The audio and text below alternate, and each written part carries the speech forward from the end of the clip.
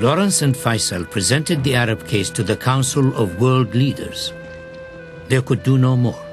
The Council would now meet and deliberate, and the Arabs must wait for the outcome.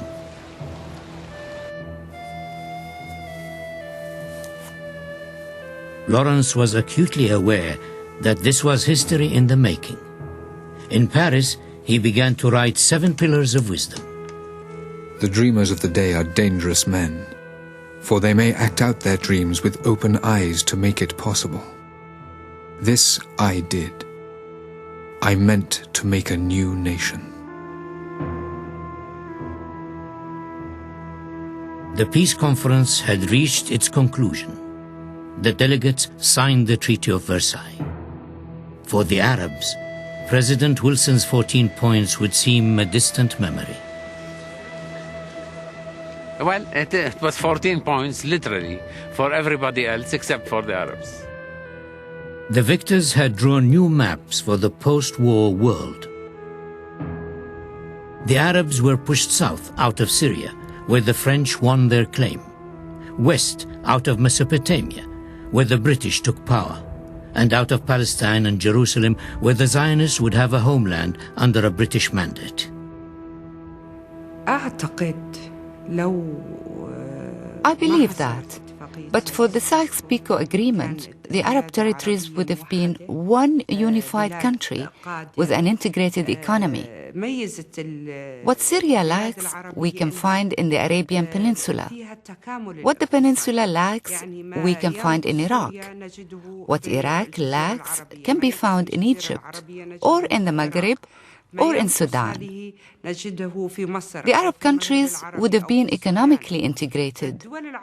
And had it not been for these divisions, I believe the situation of the Arab states, or of the Arab people as a whole in the Middle East, would have been much better than it is now.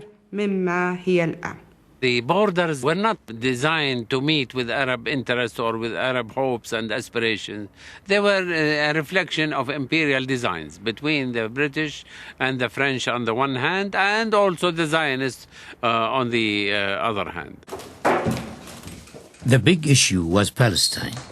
When the British had made their pre-war promises to the Arabs, Palestine had been included in territory that was to come under Arab rule. The Arab leader, Sharif Hussein, refused to accept any settlement that did not include all Arab territory. The victims, who were the Arabs, were turned into criminals, and they became the obstacle to peace because they simply had refused to consider the possibility of handing over their country to an alien population as far as they were concerned. The Arabs believed and still believe that Great Britain honestly promised that it will recognize a united and independent Arab state in the East. That breach of promise, I think, to a large degree, until the moment that we are living, and perhaps well into maybe the next 100 years or more, will determine the affairs of the Arab world and Europe and the Middle East.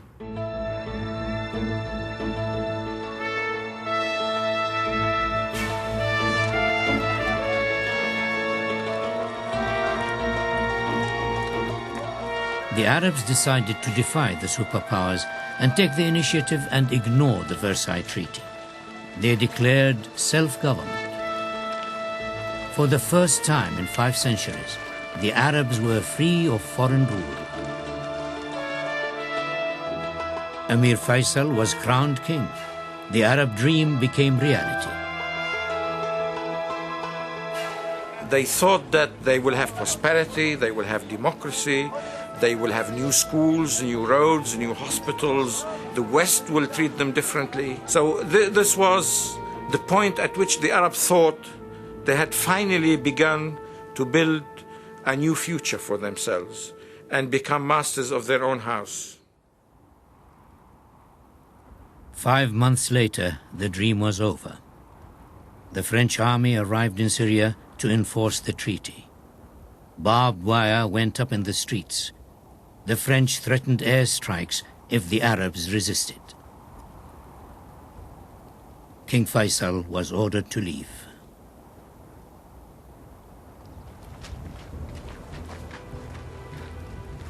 He was left to wait for a train like any other passenger. As he traveled through Transjordan, Faisal was met by a company of British soldiers. He didn't know if they were there to arrest him or to honor him. He was invited to inspect them, a last gesture on his way into exile.